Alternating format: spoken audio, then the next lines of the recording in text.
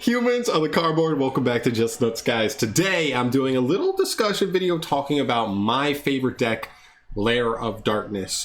This has to be my favorite deck. If not, it's like literally top 2 or 3. If I had to choose, it's probably this one off the top of my head. I love Lair of Darkness. This deck is so cool. This archetype is so interesting, so cool. But there's some missed opportunity here, and it pains me to say it. But Konami missed the bill on a couple of these effects. And so today we're going to be talking about missed opportunity, missed potential, floundered potential, whatever you want to call it, all right? Fumbled opportunity. Konami missed the mark just so slightly on some of these cards, and it makes a huge, huge difference in Lair of Darkness potency as far as being an actual, like, competitive deck. And it pains me to see it. But today I'm going to be focusing on 3 main effects that are listed within 2 different cards. Well, actually, just 3 main things, really. And they're so small, and that's the biggest thing. I made a video like this about Spring-ins a while back, where there were like 3 different Spring-in cards where, like, literally if one word was different in those Spring-in cards, like, Spring-ins might actually be a rogue deck. And Spring-ins is, like, even worse, because every single Ecclesia / Albaz lore archetype has become tier 1, except for Spring-ins. Dogmatica, it's not even important, but like literally all of them. Sword Soul, Dogmatica, Despia is going to be tier 1 as soon as they get the Albaz structure deck. Like literally every single one has been tier 1, not even playable. Tier 1, and Spring-ins isn't even rogue. It's crazy. But this feels like this, like Lair should be so much better, deserves so much better. So let's get into this. That's the intro, 2 minutes, that's long enough. The first card we're looking at here is Malice, Lady of Lament. This is actually the first Lair of Darkness support card we got that actually wasn't part of the structure deck a couple years later. And as soon as this card came out, I noticed the biggest problem with it. So reading this card is a quick effect. She can tribute 2 monsters to target one of your normal traps that is banished or in grave. Set that target, place it on the bottom of the deck when it next leaves the field. You can only use this effect by Malice once per turn. It's very, very simple. It's literally this right here. Remove 2 and replace it with A or 1, and this card becomes insanely good for the archetype. Not just pretty good, it actually becomes awesome. It becomes borderline, just slightly worse than Lilith. And that's only because Lilith is great on turn 1, whereas Malice is obviously not. And that's just so insane. Like, it's just, it really is great. It's literally great after turn 1. And after turn 3, it may even be borderline better than Lilith. Because you have so many cards, there were so many traps you probably would have gone through at that point. I would have loved this card, and unfortunately it just requires too much. Even if you have Lair of Darkness on the field, you have to tribute your own monster. And that's just so lame. And if you don't have Lair of Darkness on the field, which by the way is another problem with Lair, by the way, it's just that there's no in-engine way to actually get yourself to Lair.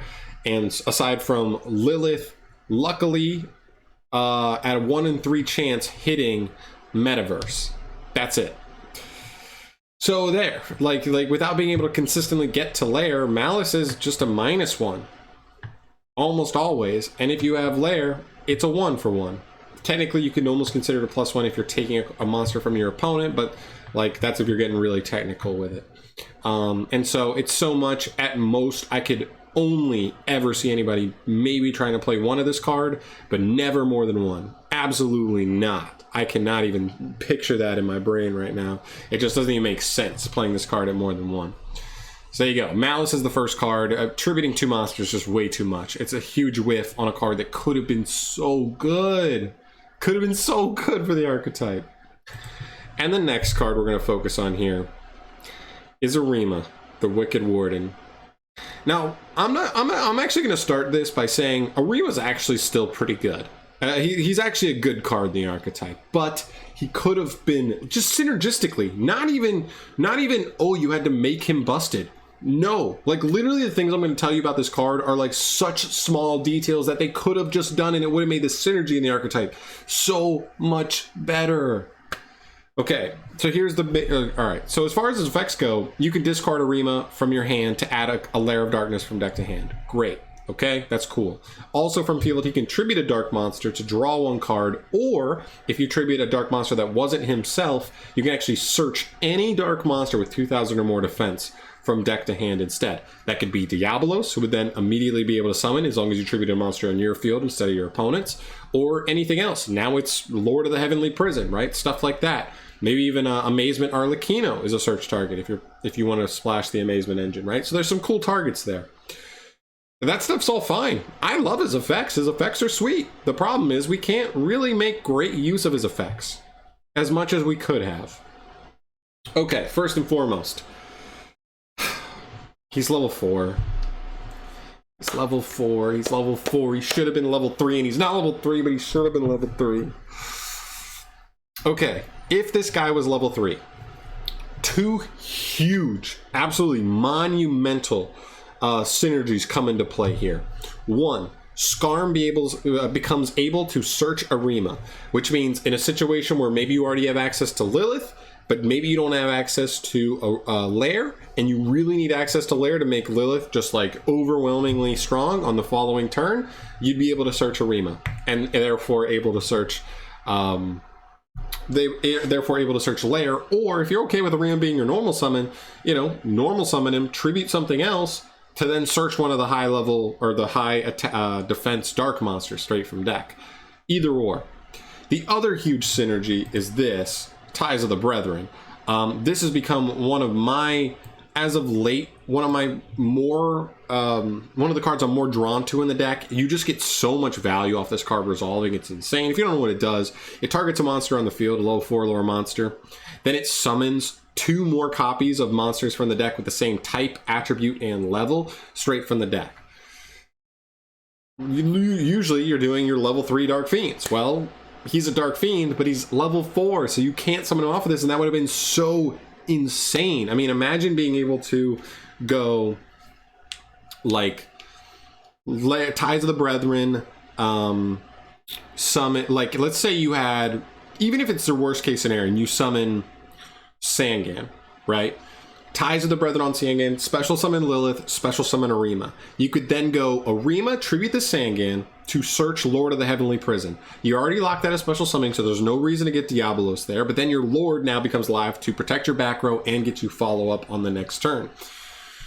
Then Sangan searches you a hand trap. So Ash, Veiler, Impermanent, or not Impermanence, Ash, Veiler, Droll even, stuff like that, maybe even Ogre. And now you can Lilith tribute the Arima to get a trap. So now you've probably got like something to the effect of whatever your favorite trap card in that situation is, a hand trap off of Sangan, and a Lord of the Heavenly Prison in your hand.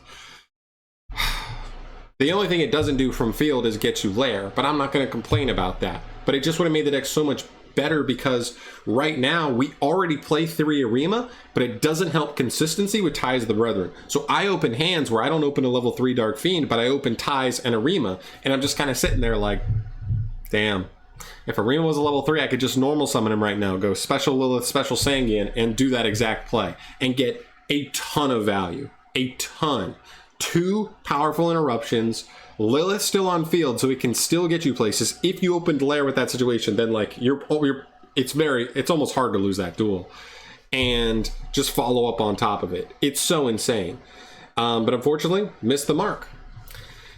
And the second thing about Arima that is more of a new development here, but it still sucks nonetheless, is Arima is this 1700 attack, which I love. That's actually pretty high. I'll take that. Sometimes you normal him and you play beatdown. It happens. But 0 defense. And I'll tell you why that matters. It's because of our new girl, Alice, Lady of Lament. So Alice has a bunch of effects. She can reborn a Lady of Lament from grave on normal summon. You can banish a trap from your hand or grave to summon herself from hand as an extender. But her other effect is if she's ever tributed, or if this card in its owner's possession is destroyed by an opponent's card, so battle or by card effect, you can add 1 Fiend monster whose original combined attack and defense equal 2,000 exactly from deck to hand. And Arima, unfortunately, does not have a total of 2,000 stats, which would have made this card so cool. This would have given us an in-engine way to get access to our Lair of Darkness, because we would have been able to go Ties of the Brethren on whatever level 3 Dark Fiend, get out Lilith and Alice, Lilith tribute the Alice to get a trap, then Alice triggers to search you Arima, and then you would have been able to discard Arima for Lair. And that means Ties of the Brethren on any level 3 Dark Fiend, at the bare minimum, gets you Lair of Darkness and a trap, and you still keep Lilith on the field. So good. If Skarm's your third Fiend, then so be it. It destroys itself, and you get to search for either Tour Guide, another Alice, or whatever you want. And unfortunately, it missed the mark on this, which means Alice really, as far as I've seen so far, only is really searching you another Lilith or a Malice, and that's it. Such squandered opportunity, man. That the deck would have been so smooth right now if these things were as they are. And the Malice one isn't even as huge. It's just Arima. And I want to say this again. I still like Arima in the deck. I'm still playing into 3. It's not like this card's unplayable because of these things, but it's like the deck is so much clunkier because of that. This would have been 3 more copies of a normal summon to make Ties of the Brethren live so much more often, as well as a way to search Lair. You lose duels because you have every other piece you could ever want, but you never see Lair, and that you lose duels because of that. And it sucks, but it is what it is, and I hate it. But yeah, so that's really all I want to talk about today. Is I was really going through it, and I was looking at building the deck, and I was looking for synergies, and once I came across this with Alice and of course Ties and like Arima, I was just like, man, they were so close. Arima just needed to be level 3, even if they wanted to make him 1500 attack, 500 defense, and level 3, so that they didn't have a level 3 with 1700, because I know Konami likes to be consistent with their stats and all that. Like, it just was so close.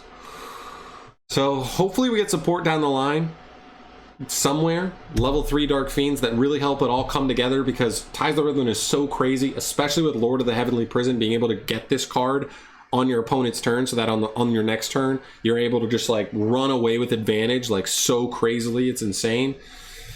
But until then, we just got to make the best of what we do. I still think the deck is better than it was before. Alice is definitely helpful, and I'm going to do my best to build it as good as I can for you guys, but this still makes me sad when I do this stuff.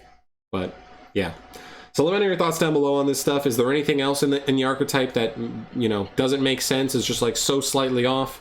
Let me know. I'd love to hear your thoughts, but that's going to do it for me here today, guys. Thank you so much for watching. As always, subscribe to the channel if you want to see more discussion videos like this, maybe videos like this for other archetypes. I've done one for Springans. I could do one about S-Force, but I've kind of already, it's kind of been the same thing, but just, yeah. There's other archetypes too, I'm sure, if we just do a little bit of research. But I'm out of here. Thanks for watching. Subscribe if you haven't. We'll see you in the next one. Boo.